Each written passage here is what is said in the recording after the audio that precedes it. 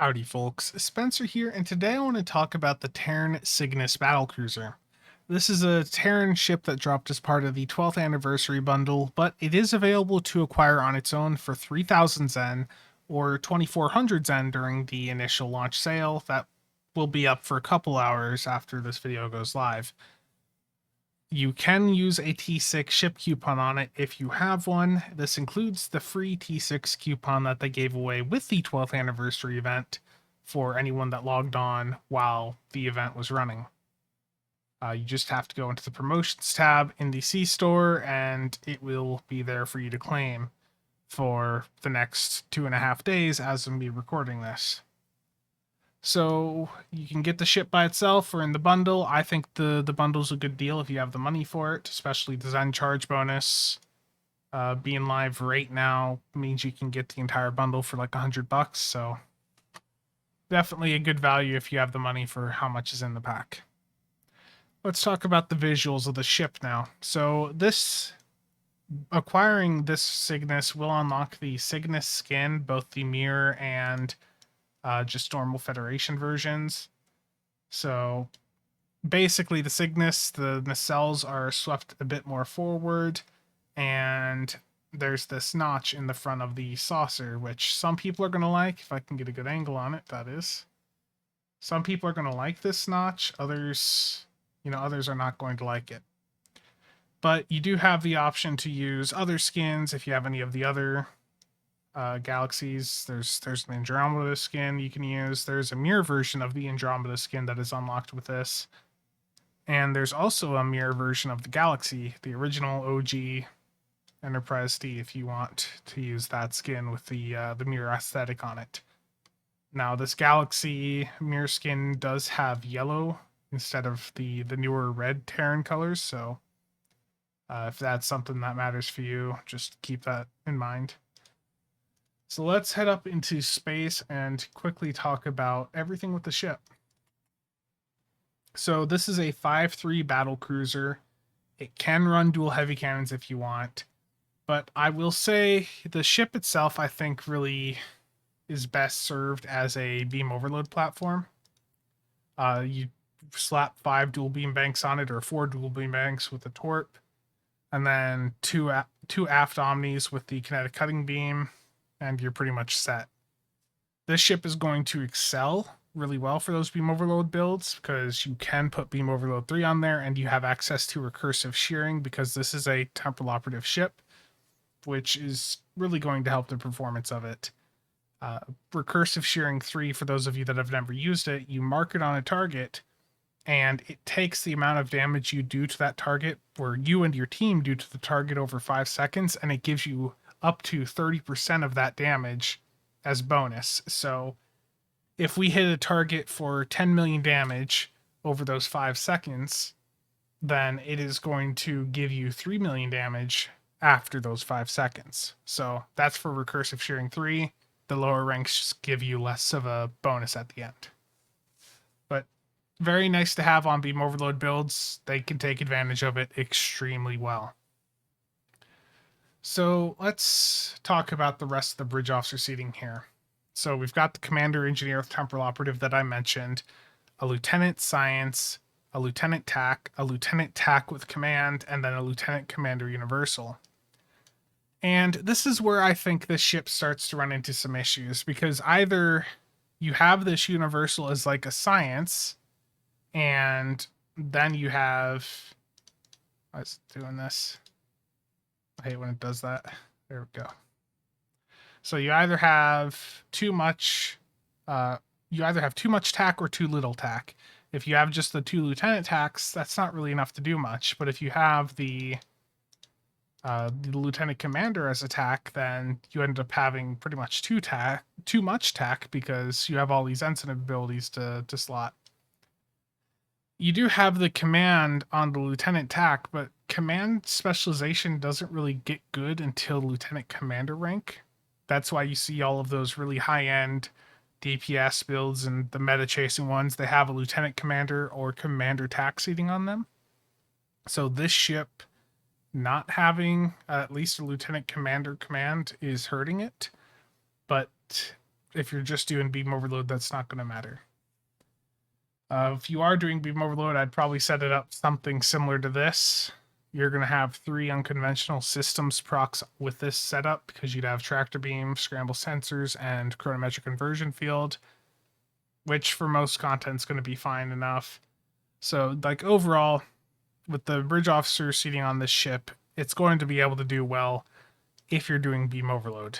That's the caveat. That this ship really, the only type of build I think I would put on this is beam overload. So just know that. Now I do want to make comparisons to a couple of ships here, but let's start off with the Cygnus versus the Kirk. So the Cygnus just dropped, and the Kirk came out October 13th of last year, and that was a promo ship that a lot of people went nuts for. And I think they have fairly similar stats, so I guess you could say this is the budget Kirk in a way. The Kirk did have a lieutenant commander's tack, but the issue with that is it was on the universal command, and you could basically not use the actual command abilities that you would need to because you're choosing between, do I want a high yield 3 or a concentrate firepower 3, or do I want to have beam overload 3 or call emergency artillery 1? You were really limited with the seating on the Kirk, and it's the same with the Cygnus, so you're really locked into a beam overload build, really. Now, the hull on the two ships is extremely similar, but the shields on the Kirk were much worse than what we have on the Cygnus. In exchange, the Cygnus moves slower than the Kirk. But the bridge officer seatings are extremely close. Both had an engineer with commander engineer with temporal, lieutenant commander universal. The Kirk had its command seat on that, and you can see some similarities with the rest of the seating here. The lieutenant commander psi on the Kirk got downgraded to a lieutenant, and in exchange, the TAC ensign on the Kirk got upgraded to a lieutenant on the Cygnus. So very similar setups. They have the exact same masteries, the exact same cruiser commands. They are very similar ships. Now, I think a question should come up too. Is this the best, is this Cygnus the best 5-3 beam overload ship in the C store? And the answer is no. So I think the Fleet Hoover or any of the other versions, because there's a version of this ship for each faction. There's a ROM one that has a built-in Romulan battle cloak. There's a Jemadar one, whatever. I think that these fleet temporal warships are better ships. They're tactical focused, so if you're looking for a 5-3 platform with temporal operative seating, I think that the temporal warships are just a better platform for beam overload. I think the Cygnus is just really limited in the types of builds you can do on it. You can do things on it, but you're going to be making sacrifices to try and do those other things. I don't think this ship is going to be a great tanking platform.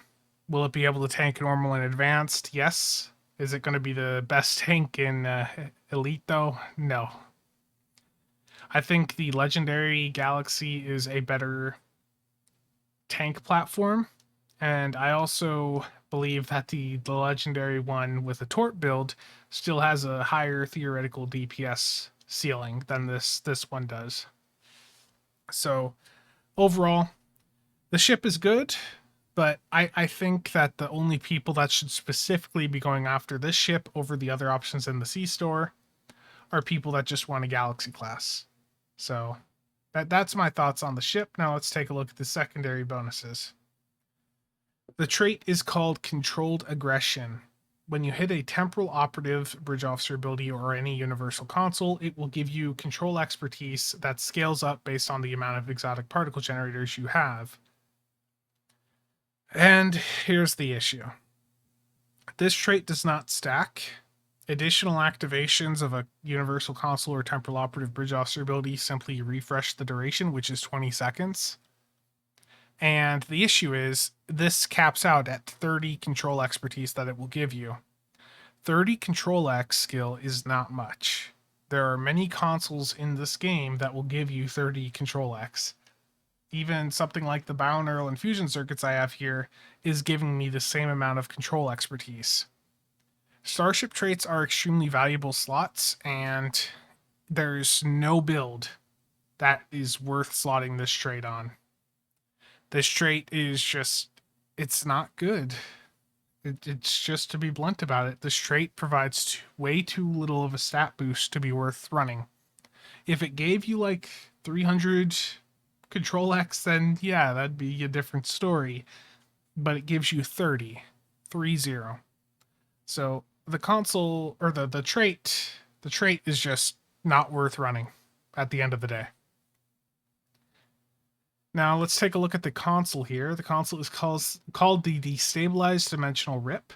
The passives on it are plus 12.8% phaser and radiation damage, and plus 21.4 EPG skill. The clicky on it basically launches this, like, I think it's like a red ball at your opponents, and if it hits them, it sends them to the mirror universe for a couple of seconds. It deals radiation damage to them, and it makes them untargetable. So this console has been talked about because it's a bit of a troll console. If someone hits this on a big target, that target is untargetable for your entire team for the duration that the target is in the mirror universe. The damage from it and the runs that I have tried it in was not that impressive, but I haven't been able to try it in a ton of runs, so there's potential that maybe the damage from it on a super built out EPG build might be good, but from my experience with the console, my limited experience with the console, it's not worth running. The only thing that I could see people using this console for, other than trolling to make it so people can't target and shoot things in a TFO, is if you're looking to try and speedrun a queue faster. Because when you hit a target with this, say you're an infected and someone hits this on the right transformer and the left transformer is already dead, the game is going to think that that right transformer dies when it goes to the mirror universe. So that would then trigger the next part of the map. So that's about the only situation where this console might be useful right now. So, generally I would just say probably just stay away from this console. It's I'd hope that nobody in your pug runs is running it, because it is very much a troll console. Okay, let's wrap things up here though.